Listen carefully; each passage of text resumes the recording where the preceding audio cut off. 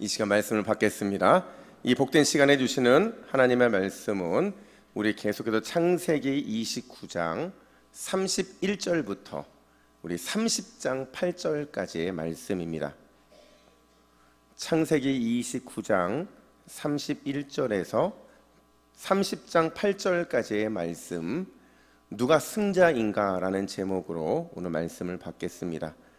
우리 창세기 29장 31절부터 30장 8절까지의 말씀을 우리 한 절씩 교독하겠습니다.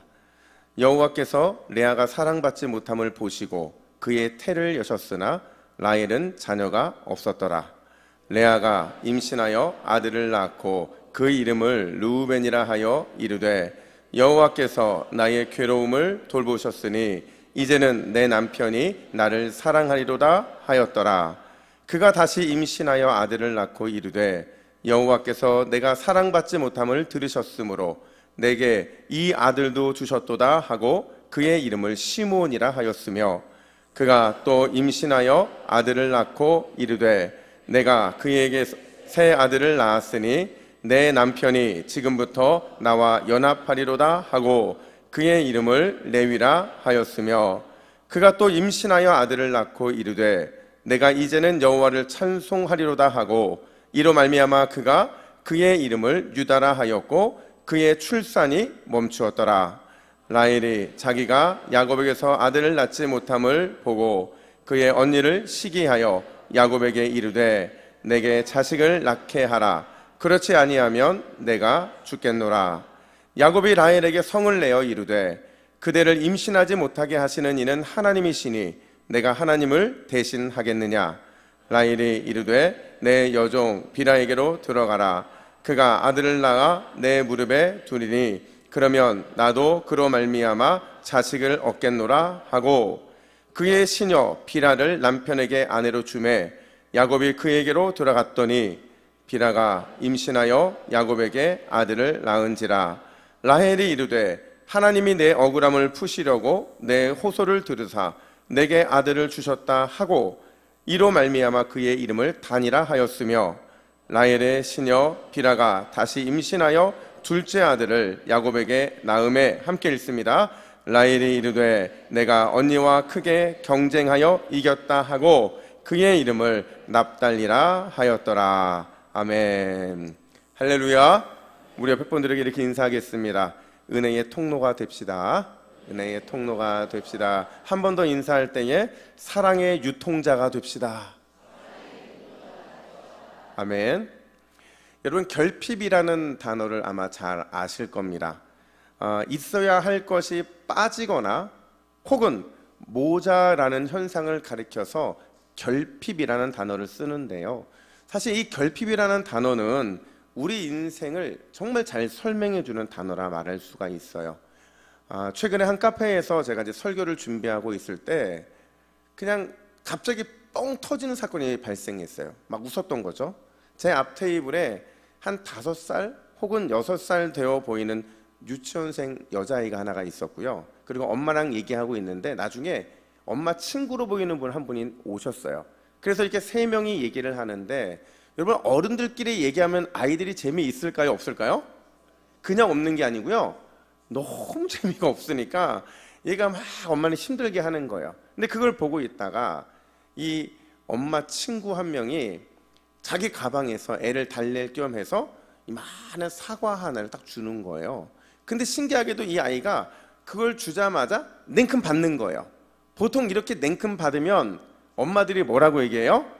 야, 너 사과 받을 때 뭐라고 해야지? 이렇게 묻잖아요. 그럼 뭐라고 대답하는 게 보통 일반적이에요?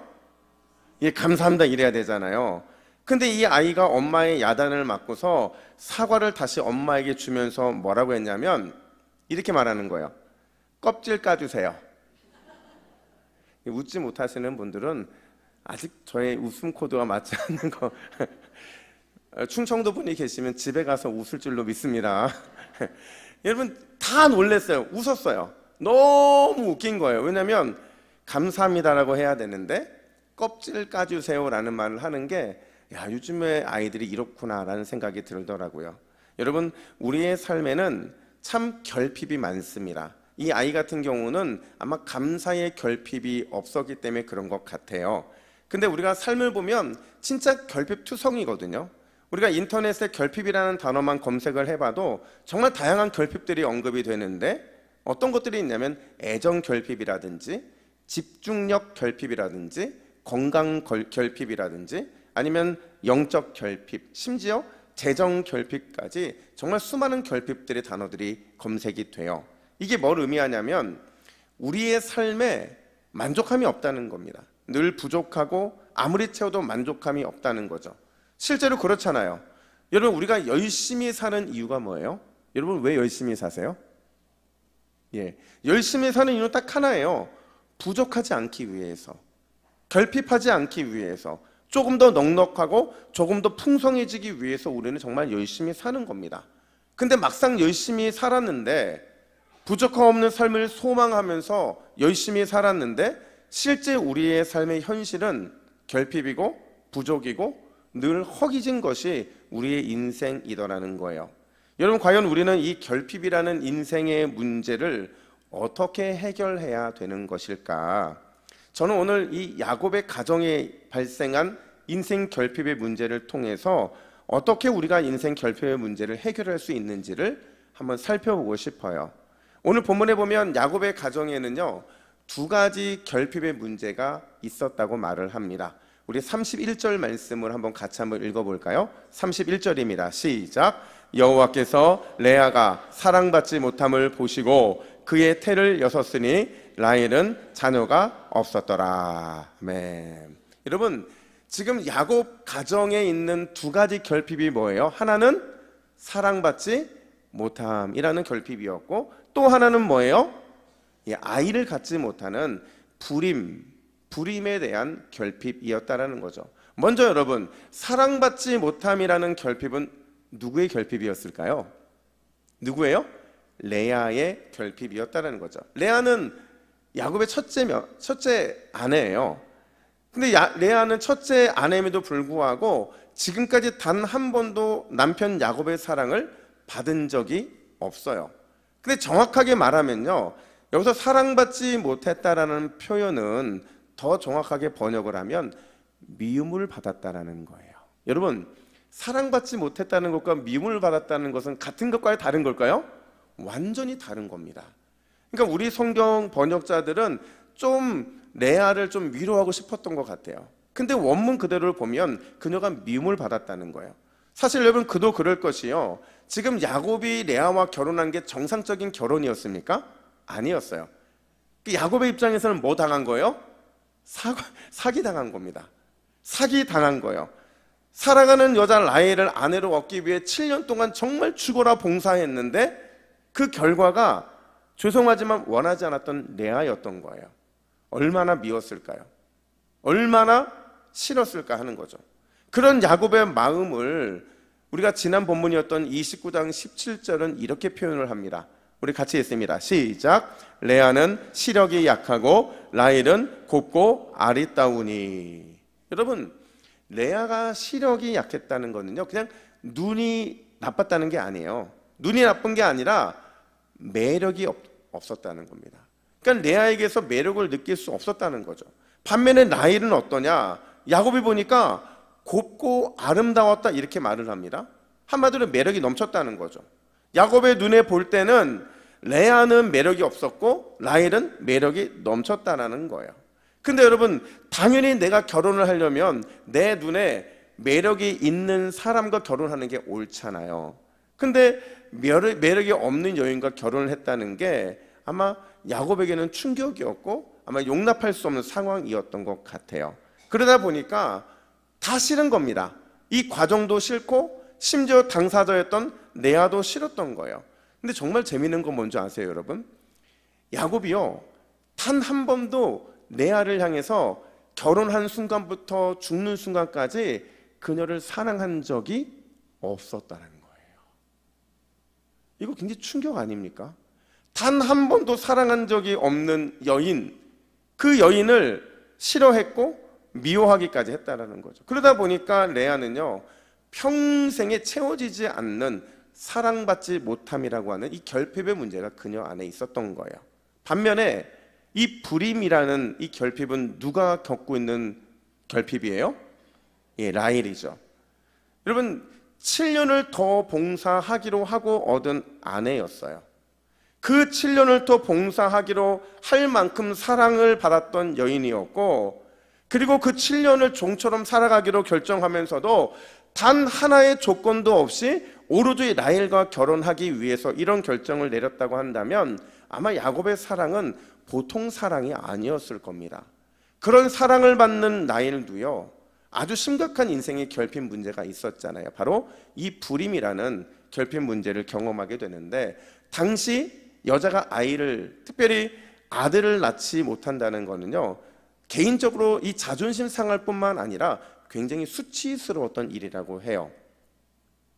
특별히 여러분 야곱의 가정을 생각해 보세요. 여러분 야곱의 가정이 특별한 가정인 것은 아시죠? 왜 특별합니까? 언약을 받은 가정이잖아요. 자손의 언약을 받은 가정이다 보니까 이 하나님의 약속을 가진 가문은 반드시 약속하신 축복의 아들을 낳아서 영적인 대를 이어야 하는 그 미션이 주어져 있다는 거예요. 그런 가문의 며느리가, 그것도 야곱의 가장 사랑받는 여인이었던 이 여자가 아이를 낳지 못한다는 것은 개인적으로 이 자존심 상하는 문제를 넘어서서 이 가문적으로 굉장히 수치스러운 일일 수밖에 없었다라는 겁니다. 근데 중요한 건 뭔지 아세요, 여러분? 제가 오늘 본문을 묵상하면서 깜짝 놀란 게 뭐냐면, 이 두 사람 중에서 한 사람만 결핍의 문제를 해결받더라는 거예요. 이 두 사람 중에서 한 사람만 결핍과 싸워 승리하더라는 거죠. 여러분 그 사람이 누구일까요? 라헬일까요? 레아일까요? 정답은 레아입니다. 레아는요, 자신의 인생에 뒤르는 결핍의 그림자에서 탈출합니다. 탈출해서 승리자가 돼요. 반대로 말하면 라헬은 그 자신에게 주어지는 결핍의 문제를 결국 극복하지 못하게 되죠. 그리고 점점 더 그 인생이 망가지는 인생이 되더라는 거예요. 여러분 과연 레아는 어떻게 인생 결핍 문제에서 승리했던 것일까? 무엇이 레아로 하여금 인생 결핍의 그림자에서 탈출할 수 있게 했을까? 오늘 그 두 가지 이유를 좀 찾아보고 싶은데요. 첫 번째로요, 찾아오신 하나님을 향해서 믿음으로 반응했기 때문이라는 거예요. 한번 따라해 볼까요? 믿음으로 반응하자. 이게 믿음 있는 자세입니까? 다시 믿음으로 반응하자. 한 분이라도 손을 들어서 믿음으로 반응하자 했으면 안 하려고 그랬는데 다시 믿음으로 반응하자. 믿음으로 반응하자. 여러분 기왕에 할 거 그냥 했으면 얼마나 좋아요. 여러분 다시 31절 상반절을 보세요. 이렇게 말합니다. 우리 함께 읽습니다. 시작. 여호와께서 레아가 사랑받지 못함을 보시고. 아멘. 여러분 성경에서 하나님이 보셨다라는 게요, 이게 그냥 봤다라는 게 아니에요. 하나님의 눈에 뭐가 들어왔다는 게 아니고요, 보통 보셨다라는 표현은요, 하나님께서 이해하셨다라는 거예요. 그러니까 오늘도 마찬가지죠. 하나님이 레아를 보셨다는 것은 레아를 이해하셨다라는 거예요. 레아의 마음과 레아가 경험하고 있는 상황을 충분히 공감하셨다라는 거죠. 여러분 생각해 보세요. 이 결혼에서, 야곱과 레아의 결혼에서 레아는 피해자입니까? 아니면 사기친 공범입니까? 엄밀하게 따지면요, 그녀는 피해자예요. 아버지 라반이 사기를 칠 때 그 사기에 단순히 이용됐을 뿐이지 그녀는 피해자였다는 거죠. 실제로 야곱이 레아와 결혼하는 과정들을 쭉 보면요, 레아에게 선택권이 있었을까요? 없었을까요? 없었어요. 그 어떤 선택권도 없이 남편이 될 야곱이 좋다 싫다 말할 수 없었고, 심지어 자신의 의견이나 감정도 완전히 무시당한 채 그는 그렇게 결혼에 팔린 거죠. 여러분 한 여자로서 얼마나 그 마음이 상하겠어요. 얼마나 자존심이 상하겠어요. 만약에 결혼을 했는데 가보니까 사기 결혼이지만 남편이 너무 따뜻해, 너무 좋은 사람이야, 이러면 좀 달랐을 거예요. 근데 가봤더니 자기가 너무 외면을 당하는 거죠. 결혼도 힘들게 억울하게 했는데 남편도 자기를 억울하게 만들고 있는 거죠. 한 여자의 인생으로서 얼마나 속상하겠냐는 거죠. 근데 늘 그런 것처럼 이렇게 힘들고 억울한 인생에 누가 찾아오실까요? 예, 여호와 하나님이 찾아오세요. 찾아오셔서 그녀의 마음에 노크를 하시면서 이렇게 말씀하세요. 너의 마음을 나는 이해한다. 네가 처한 상황과 아픔을 나는 다 안다. 무슨 말이냐면 레아가 오해받고 있는 그 상황을 하나님이 다 보고 계셨다라는 거예요. 레아의 사랑받지 못함도 알고 계시고 그녀가 남몰래 흘렸던 그 눈물도 주님이 보셨고, 그리고는 그녀에게 오늘 특별한 선물, 특별한 은혜를 베풀어 주시는데 그 특별한 선물 은혜가 뭐냐? 31절 중반절 보니까 이렇게 말합니다. 그의 태를 여셨으니. 그의 태를 열어주셨다라는 거죠. 여러분, 야곱 가문이요, 손이 귀해요, 안 귀해요? 다시요. 여러분, 야곱 가문이 손이 귀해요, 안 귀해요? 귀해도 너무 귀한 가정이에요. 생각해 보세요. 여러분, 야곱의 할아버지 아브라함은 몇 세 때 이삭을 낳아요? 100세 때. 어마어마한 결혼 생활 동안에 진짜 아들은 한 명밖에 못 낳았어요. 그리고 그의 아버지였던 이삭은 20년 동안 아이를 못 낳다가 결국 낳은 아들 둘이 누구예요? 에서와 야곱이잖아요. 이렇게 귀한, 손이 귀한 가문에 하나님께서 레아를 통해 4명의 아들을 연달아 주시는데 그 아들의 이름이 뭐예요? 르우벤, 시므온, 레위, 유다. 이 4명을 주셨다는 거죠. 그것도 연달아 주셨다고 오늘 본문은 말하고 있거든요. 근데 진짜 놀라운 게 뭐냐면요, 하나님이 찾아오셨어요. 공감해 주셨어요. 눈물을 닦아 주셨어요. 그 여호와 하나님의 사랑에 레아가 믿음으로 반응했다는 거예요. 물론 오늘 본문에는 구체적으로 어떻게 믿음으로 반응했는지는 나타나고 있지 않지만 우리가 유추해 볼 수 있는 게 뭐냐면 그녀가 아이를 낳으면서 그 이름을 붙이는 걸 보면요, 그녀의 믿음이 얼마나 잘하고 성숙한지, 그녀가 믿음으로 얼마나 잘 반응하고 있는지를 보여주더라는 거죠. 첫째 이름이 르우벤이었어요. 르우벤을 낳고 나서 그녀가 뭐라고 고백을 하느냐, 우리 32절 말씀을 같이 읽습니다. 시작. 여호와께서 나의 괴로움을 돌아보셨으니 이제는 내 남편이 나를 사랑하리로다. 아멘. 여러분, 누가 나의 괴로움을 돌아보셨대요? 여호와께서. 여호와께서 나의 괴로움을 돌아보셨다. 레아는요, 르우벤을 낳고서 이제 신앙의 발을 뗀 거예요. 신앙의 점수로 따지자면 한 30점 되는 신앙을 된 겁니다. 근데 둘째였던 시므온을 낳고 나서는 뭐라고 고백을 하느냐? 우리 33절도 같이 읽습니다. 시작. 여호와께서 내가 사랑받지 못함을 들으셨으므로 내게 이 아들도 주셨도다 하고. 아멘. 여호와께서 내가 사랑받지 못함을 들으셨다라는 얘기는 뭐냐면요, 레아가 뭘 하는 여인이었다는 거예요? 기도하는 여인이었다는 거예요. 첫째를 낳고 기도하기 시작을 해서 둘째를 낳았다는 거죠. 근데 하나님께서 그 사랑받지 못함의 안타까움을 기도로 들여서 주셨다라는 믿음이 생긴 겁니다. 몇 점 정도 줄 수 있을 것 같아요? 한 50점? 많게는 60점 줄 수 있을 것 같아요. 근데요, 이 셋째 레위를 낳을 때를 보세요. 우리 34절 말씀 같이 읽습니다. 시작. 내 남편이 지금부터 나와 연합하리로다 하고. 여러분, 내가 그에게 새 아들을 낳았다 이렇게 말하고 있거든요. 그러니까 이 새 아들을 낳게 된 게 자연적인 출산이라는 거예요. 하나님의 은혜 때문이라는 거예요. 하나님의 은혜 때문이라는 거예요. 그녀는 기도해서 자녀를 낳으면서 그의 믿음도 고백도 점점 성숙해지고 있는 걸 보게 되는 거죠. 근데 여기까지 그녀의 인생이 100점이 안 되는 이유가 있어요. 그게 뭔지 아세요? 모든 출산의 고백 다음에 누가 등장하는 줄 아세요? 남편이 등장을 합니다. 이건 바꿔 말하면요, 여전히 레아는 하나님의 사랑을 누리면서도 남편의 사랑을 집착하고 있더라는 거죠. 근데 놀랍게도 넷째 유다를 출생하고서는 이거를 훌훌 털어버립니다. 이 35절 말씀 같이 있습니다. 시작. 이르되 내가 이제는 여호와를 찬송하리로다 하고. 할렐루야. 내가 이제는 여호와를 찬송하리로다. 이제는 찬송하리로다 이렇게 말하고 있잖아요. 지금까지 그녀가 첫째와 둘째와 셋째를 낳으면서는 하나님께서 내 마음을 공감해 주시고 내 상황을 이해해 주시고 나의 기도를 들으시고 나를 사랑해 주시는 그 하나님의 놀라운 은혜에 감사했지만 여전히 남편에 대한 집착은 놓지 못했거든요. 하나님, 저 남편이 사랑받고 싶어요.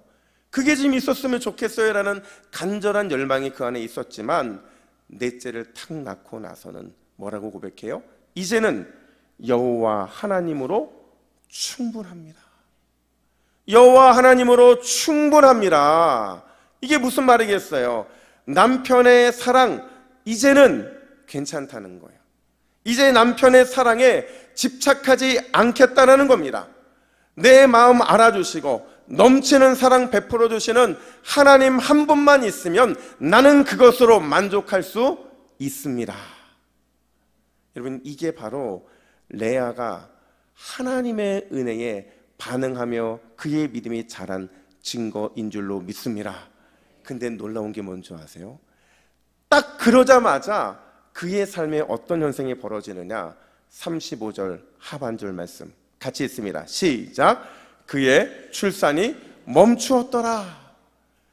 여러분, 누군가에게는 출산이 멈춘 게 저주일 수 있는데요, 레아에게는 출산이 멈춘 거는 축복이었어요. 왜 그녀에게 출산이 멈춘 게 축복이냐? 이제는 아들을 주지 않아도 될 만큼 레아의 믿음이 성숙해졌기 때문인 거죠. 이제는 남편이 나에게 사랑을 베풀어 주지 않아도 이 결핍 때문에 힘겨워하지 않아도 되게 됐다라는 거예요. 이 말은 바꿔 말하면 진짜 자기 인생의 결핍의 원인이 무엇인지를 깨달았다는 겁니다. 내가 남편의 사랑이 없어서 그래서 내 안에 결핍이 있었던 게 아니라는 거예요. 그럼 뭐가 진짜 문제였느냐?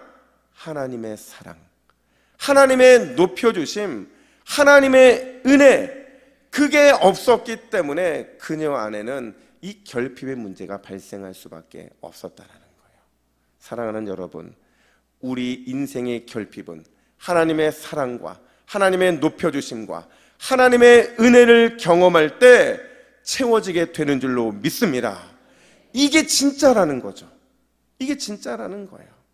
제가 이 설교를 준비하면서 수없이 불렀던 찬양이 하나가 있어요. 그게 뭐냐면 송명희 시인의 나라는 찬양인데, 제가 이 찬양이 왜 계속 묵상이 됐냐면 이 질문 때문에 그래요. 여러분, 이 송명희 시인의 나라는 찬양 가사는 이렇죠. 나 가진 재물 없으나, 나 남이 가진 지식 없으나, 나 남에게 있는 건강 있지 않으나, 나 남이 없는 것 있으니, 나 남이 못 본 것을 보았고, 나 남이 듣지 못한 음성 들었고, 나 남이 받지 못한 사랑 받았고, 나 남이 모르는 것 깨달았네. 우리 후렴 같이 합니다. 시작. 공평하신 하나님이 나 남이 가진 건 나 없지만 공평하신 하나님이 나 남이 없는 것 갖게 하셨네. 여러분, 여러분들 지금 아멘 하셨지만 저는 이게 이해가 사실 안 돼요. 왜 이해가 안 되냐면 이 송명희 시인이 어렸을 때부터 뇌성마비였잖아요. 의사의 실수로 뇌성마비에 걸렸고, 그녀가 집에 갔을 때 그녀의 집에 있는 것은 그냥 지하방, 축축한 지하방이었고, 거기에 있는 자기 아버지는 알코올 중독자였어요. 그의 삶에 어떤 소망과 어떤 희망이 있겠냐는 거죠. 다른 사람이 가진 것 하나도 없는데, 나도 내 건강도 하나도 가진 게 없는데, 근데 뭐라고 말하냐면 공평하신 하나님이 남이 가진 건 나 없지만 공평하신 하나님이 나 남이 없는 것 갖게 하셨다. 여러분, 그녀가 말하고 있는 남이 없는 게 뭘까요? 그녀가 가진 남이 없는 것, 그게 무엇이길래 다른 것 다 없어도 그거 하나만으로 하나님을 공평하다고 말할 수 있을까요? 그녀가 가진 건 바로 여호와 하나님, 그분인 줄로 믿습니다. 그것 하나를 가짐으로 인해서 다른 것 가지지 않아도 만족할 수 있다는 거예요. 다른 것 가지지 않아도 결핍을 느끼지 않겠다라는 믿음의 고백을 하고 있는 거죠. 여러분, 그렇다고 한다면 송명희 시인이 대단한 게 아니에요. 그녀가 그것을 고백할 수 있어 대단한 것이 아니라 그분 안에, 그녀 안에 있는 하나님, 그분이 진짜 대단한 줄로 믿습니다. 여러분, 우리는 이 찬양을 하면서 늘 이 생각을 가져야 돼요. 하나님의 사랑을 경험한 사람만이, 하나님의 높으심을 누려본 사람만이 하나님 한 분, 그분 가짐으로 인해서 다 해결됐다라는 믿음의 고백을 할 수 있다는 사실이죠. 여러분, 세상의 부족함에 아쉬워하는 인생 되지 않기를 간절히 축원합니다. 하나님의 채워주심에 감사하고 더욱 믿음으로 반응함으로 인해서 승리의 인생 되시기를 예수님의 이름으로 축복합니다. 뿐만 아니라 여러분, 두 번째로 레아가 승리할 수 있었던 이유가 뭐냐? 이 두 여자 사이에서 비교 의식을 극복한 게 레아밖에 없기 때문에 그렇다는 거예요. 여러분, 오늘 본문의 구조는 너무 재미있어요. 29장 31절부터 35절까지 레아의 이야기를 쭉 진행을 하고서는 이어서 30장 1절부터 8절까지 라헬의 이야기가 진행이 됩니다. 일부러 이런 구조를 짠 거죠. 왜 이런 구조를 짰느냐? 두 사람을 비교해 보라는 거예요. 레아의 이야기는 라헬이 본받아야 될 이야기라는 것을 보여주는 것이고, 라헬의 이야기는 레아에게 반면교사가 되어야 된다라는 겁니다. 그 관점으로 오늘 이 라헬의 이야기를 보면요, 여러분, 저는 이런 생각이 들어요. 라헬이 참 가엾다. 라헬이 참 가엾다. 왜 그러냐면요, 여러분, 분명히 라헬은 매력이 있는 여자였을 겁니다. 아름다웠고요, 예뻤을 거예요. 들판에서 양을 칠 정도로 여자이지만 강인한 이 매력을 보여줄 수 있는 그런 사람이었다라는 거죠. 근데 오늘 본문을 보면요, 그런 매력이 전혀 등장하지 않아요. 라헬로서의 매력적인 모습이 하나도 없더라는 거죠. 오히려 무엇인가에 계속 쫓겨요. 계속 화만 냅니다. 여러분, 라헬이 왜 이런 모습일까? 오늘 본문 1절 상반절은 그 이유를 이렇게 설명합니다. 우리 같이 읽습니다. 시작. 라헬이 자기가 야곱에서 아들을 낳지 못함을 보고 그의 언니를 시기하여. 여러분, 라헬에게 매력을 매력답지 못하게 만들고 쫓기고 화나는 삶을 살게 만든 게 뭐 때문이에요? 아이를 갖지 못한 것 때문이에요? 시기했기 때문이에요? 시기했기 때문이라는 거죠. 여기서 시기했다라는 건 뭐냐면요, 언니와 자기를 끊임없이 비교했다라는 거예요. 계속 비교했다라는 겁니다. 다른 걸 보지 않고 언니만 바라보고 자기를 바라보면서 그렇게 비교했다라는 거예요. 비교해봤더니 언니는 아들이 몇 명이나 있어요? 4이나 있는데 나는 자식이 하나도 없더라는 거예요. 그러면서 결국에는 야곱을 협박하는데 뭐라고 협박합니까? 1절 하반절 말씀 같이 있습니다. 시작. 내게 자식을 낳게 하라. 그렇지 아니하면 내가 죽겠노라. 지금 여러분, 이 말이요, 자식이 없는 게 누구 때문이라는 거예요? 야곱 때문이라는 거예요. 남편 때문이라는 거죠. 자기는 아무 책임이 없는데 남편 때문에 지금 내가 아기를 못 낳고 있다는 거죠. 근데 여러분, 상식적으로 한번 생각해 보세요. 레아와 라헬, 이 두 사람 중에서 실제로 누가 더 많이 가지고 있을까요? 누가 더 많이 가졌어요? 라헬이죠. 라헬이 월등히 많이 가졌죠. 그러니까 아들 넷 빼면요, 레아는 가진 게 없는 여인이에요. 근데 라헬은 모든 걸 다 가졌잖아요. 그런데도 라헬은 끊임없이 비교하고 자기가 없는 것에 마음을 쏟더라는 거예요. 그러면서 결국 어떤 무리수를 두느냐? 우리 3절 말씀을 같이 읽습니다. 시작. 라헬이 이르되 내 여종 빌하에게로 들어가라. 그가 아들을 낳아 내 무릎에 두리니 그러면 나도 그로 말미암아 자식을 얻겠노라 하고. 여러분, 인간적인 방법이 동원되잖아요. 이게 무리수거든요. 대리모를 통해서라도 자식의 결핍을 채우고자 하는 라헬의 이 연약한 모습이 드러나고 있는 겁니다. 근데 여러분, 그럼에도 불구하고 하나님이 라헬을 불쌍히 여기셔서 그에게 아들을 주십니다. 한 명이 아니고 두 명의 아들을 주시는데, 이 두 명의 아들을 얻었으면 만족하고 하나님께 감사했어야 하는데, 라헬이 감사했을까요? 안 감사했을까요? 감사하지 않습니다. 오히려 더 큰 비교의식에 사로잡히게 되는데, 자 보세요. 어떻게 비교의식에 사로잡히느냐. 라헬은요, 낳은 그 두 아들의 이름을 짓는데 뭐라고 짓습니까? 단. 무슨 뜻이냐면 내 억울함을 풀다라는 뜻으로 이름을 짓습니다. 납달리. 그리고는 이 납달리 이름의 뜻이 뭐예요? 내가 경쟁하다. 이걸 정리하잖아요. 이런 거예요. 마치 자기가 우월감을 드러내는 것처럼 나도 아들을 얻었다. 내가 언니로부터 승리했다. 이런 자기 우월감을 이 귀하게 얻은 아들들의 이름에 넣더라는 거죠. 이건 여러분, 라헬이 비교의식을 극복했다는 거예요? 못했다는 거예요? 못했다는 겁니다. 두 아들로도 비교의식을 극복하지 못했다는 거예요. 근데 여러분, 너무 충격적인 건 뭔지 아세요? 이렇게 결혼하고 나서 13년 동안을 살다가 레아를 한 번도 이겨보지 못하고 그냥 죽더라는 거예요. 베냐민을 낳다가 그냥 죽고 말아버렸다는 거죠. 얼마나 비참한 인생입니까? 남편의 그렇게 어마어마한 사랑을 받았음에도 불구하고 이 비교의식에 정복당하면서 13년 동안 언니와 자기를 비교하다가 결국에는 그 어떤 행복과 기쁨도 누려보지 못하고 13년 만에 결국 죽게 된다는 거죠. 반면에 레아를 보세요.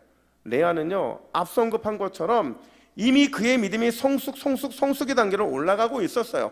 성숙한 사람의 특징은 뭐냐면 때로는 비교하고 때로는 시기와 질투에 사로잡히지만 언제든지 하나님의 은혜와 사랑에 채워지면 비교식과 시기와 질투를 넘어설 수 있는 사람이 바로 신앙 있는 사람이거든요. 그녀 역시도 이후에 계속 출산하며 아이의 이름을 짓거든요. 뭐라고 이름을 짓는지 보세요. 갓을 출산하고 나서 복되다 이름을 짓습니다. 아셀을 출산하고 나서 행복하다라는 이름을 지어요. 이사갈이라고 이름을 짓고서는 하나님께서 그 값을 주셨다라고 이름을 짓습니다. 스불론, 하나님께서 후한 선물을 주셨다. 여러분, 지금 레아가 짓는 아들들의 이름을 보면 어떤 느낌이 들어요? 뭔가 꽉 채워진 느낌이 들잖아요. 누군가를 비교하고 시기하고 질투해서 짓는 이름이 아니라 그냥 주신 하나님께 감사하고 주신 하나님의 그 사랑에 반응하는 이름을 짓고 있더라는 겁니다. 여러분, 결국 이 치열한 싸움의 승자가 레아가 될 수밖에 없는 이유는 뭐예요? 그녀는 하나님을 붙잡는 일에 성공했기 때문에 그렇다는 겁니다. 여러분, 우리가 하나님을 붙잡지 않으면 우리 인생은 언제나 비교하게 돼 있어요. 하나님의 사랑을 붙잡지 않으면 우리는 언제든지 시기와 질투에 사로잡힐 수 있다라는 겁니다. 이런 얘기를 들은 적이 있어요. 두 등산객이 함께 숲속을 걷고 있었어요. 근데 갑자기 숲에서 곰 한 마리가 막 달려오는 겁니다. 여러분, 곰이 달려오면 어떻게 해야 돼요? 튀어야죠. 뒤도 보지 않고 튀어야 되는데 한 친구가 갑자기 가방에서 운동화를 꺼내더니 이 등산화와 운동화를 바꿔 신는 겁니다. 그걸 보고 있다가 친구가 물어요. 야, 너 지금 뭐 하는 거야? 너 운동화 신는다고 곰보다 빨리 뛸 수 있다고 생각하는 거야? 그러자 그 운동화로 갈아 신던 친구가 뭐라고 말하냐면, 야, 나는 곰보다 빨리 달리는 것에는 관심이 없어. 나는 그저 너보다 빨리 달리고 싶을 뿐이야. 이것도 안 웃기세요? 이거 굉장히, 제가 하이 코미디를 했나요? 무슨 얘기냐면 결국에는 우리의 모습이 이렇다라는 겁니다. 다른 사람을 이겨야만, 다른 사람을 극복해야만 마치 내가 살 수 있는 것처럼 우리는 그런 인생을 살아가고 있다는 겁니다. 근데 이게 함정이라는 거예요. 왜냐하면 하나님께서 나에게 주시는 은혜와 사랑을 가득 채우기만 할 수 있다면 그런 인생은 다른 누군가의 그 무엇이 비교되지 않고 그 무엇의 시기와 질투를 갖지 않기 때문에 그렇다는 겁니다. 사랑하는 여러분, 비교 의식과 싸워 승리하시기를 간절히 축원합니다. 시기와 질투로부터 자유함을 누리시기를 간절히 축복합니다. 그래야 우리의 영혼이 살기 때문에 그래요. 제가 어떻게 이런 것들보다 승리해야 된다고 말씀드렸어요? 내 안에 뭘 채워야 돼요? 하나님의 은혜와 하나님의 사랑을 채우면, 가득 차면, 그게 채워지면 다른 게 부럽지 않다는 거예요. 그게 채워지면 다른 게 눈이 들어오지 않는다는 겁니다. 여러분, 이번 한 주 하나님의 사랑, 하나님의 높여주심, 하나님의 은혜로 우리의 영혼이 가득 채워짐으로 인해서 우리의 삶의 결핍과 비교 의식에서 승리하는 우리 동북의 믿음의 가족들이 되시기를 예수님의 이름으로 축복합니다. 아멘. 기도하겠습니다. 하나님 아버지, 내 안에 있는 결핍, 내 안에 있는 비교 의식과 싸워 승리하기를 원합니다. 내 힘과 내 능력과 내 지혜로는 이 모든 것 이길 수 없사오니 주님, 우리에게 풍성한 은혜, 넘치는 사랑을 부어 주시옵소서. 하나님의 사랑과 은혜가 나의 영혼에 가득 채워지게 될 때 반드시 내 삶의 결핍과 내 삶의 비교 의식은 떠나가게 될 줄로 믿습니다. 이것과 싸워 승리하게 될 줄로 믿습니다.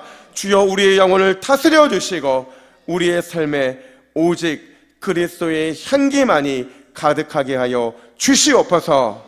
이 모든 말씀 내 삶의 주인이 되어주시는 예수 그리스도의 이름으로 기도하옵나이다. 아멘.